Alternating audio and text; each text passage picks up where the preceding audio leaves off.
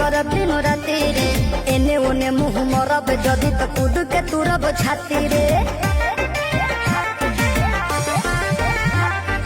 तेलो लगाइब गोड़ो दबाइब सेवा करब दिन राति रे।